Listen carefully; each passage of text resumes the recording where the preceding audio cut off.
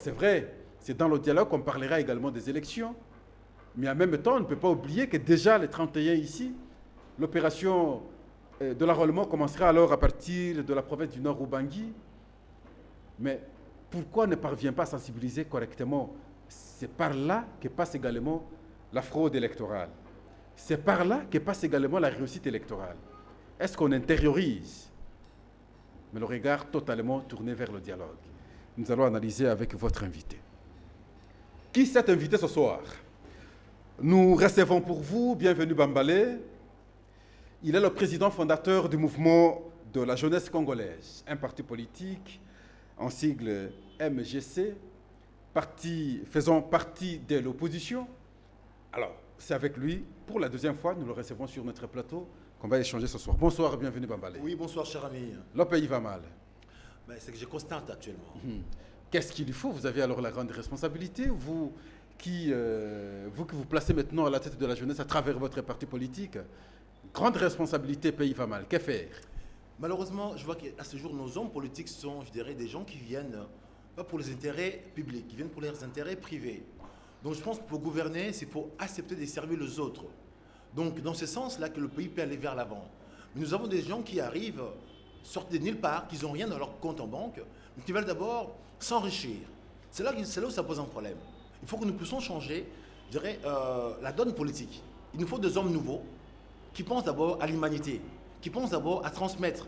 Un non, on s'enrichir et bêtement et pour rien. Homme nouveau, ça veut dire quoi? Parce que nous voyons un homme ancien et les jeunes continuent maintenant à mettre l'espoir sur lui. Vous parlez de l'homme nouveau, ça veut dire quoi le concept homme nouveau? Vous savez, cher ami, Tshisekedi, c'est un homme juste et droit. Ça veut dire quoi? Depuis qu'il a commencé ce combat politique, Tshisekedi, il habite à Limete. Sa maison, c'est un tout petit pavillon. Il n'a pas cherché à relever sa maison, à faire un bâtiment à 4 niveaux, 5 niveaux. Tshisekedi vit modestement. Il ne roule pas avec une grosse 4x4. Il n'achète pas des maisons dans tout les azimuts du Congo. Il ne bâtit pas des bâtiments partout. Donc, c'est un homme qui vit modestement. Donc, son mode de vie montre réellement que ce type-là, il ne vole pas la population. Parce qu'il a eu l'occasion. Il était au contact, je dirais, de l'argent. Il ne s'est pas profité pour se servir, pour acheter des maisons bêtement, comme font tous ces hommes politiques, en croyant qu'en se servant dans la caisse de l'État, en devenant un marchand de sommeil, il sert la population. Alors, malheureusement, ils nous volent. Ils construisent des maisons qui ne vont même pas les profiter à eux-mêmes, puisque c'est d'autres choses qu'on appelle le bien mal acquis, malheureusement. Donc, on peut le considérer aujourd'hui comme exemple pour les Congolais, mais pour la génération à venir.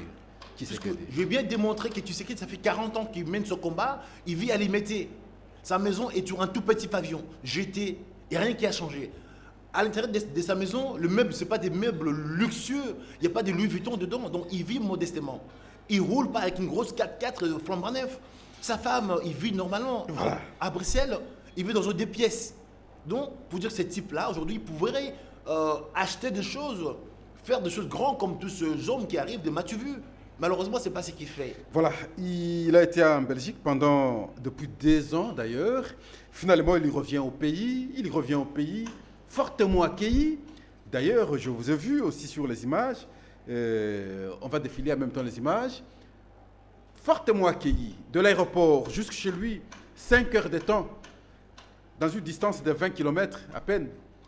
Il est arrivé à 14 heures quelque chose, mais il quittait l'aéroport à 15 heures pour arriver chez lui vers 20 h, 21 h. Une foule, on ne sait pas démontrer. Alors, comment expliquer cet accueil? Comment expliquer que les Congolais continuent alors à porter l'espoir sur un monsieur aujourd'hui 84 ans, et alors qu'on porterait l'espoir sur les jeunes encore forts qui feraient des actes essentiels pour le pays? Comment expliquer ça? Comme je dis, c'est un homme juste et droit, puisqu'il a gardé encore son aura, il a gardé encore sa fougue et sa jeunesse. Moi, j'ai eu la chance de participer hier à son arrivée. J'ai été, je dirais, dans le tarmac, à la sortie de son avion. On faisait partie des gens qui étaient alignés, à qui on a salué le président Tshisekedi. Je lui ai serré la main, il m'a reconnu, il m'a dit « Fiston, bienvenue au pays », il m'a fait des accolades. Donc, il a toute sa tête, il est en bonne santé. Je pense que s'il a pu tenir 5 heures dans sa voiture, avec les embouteillages, avec son âge, sans faire pipi, ça veut dire que ce type-là, il a encore toute sa faculté. Donc, j'étais à l'aéroport à 10h, il est arrivé à 14h.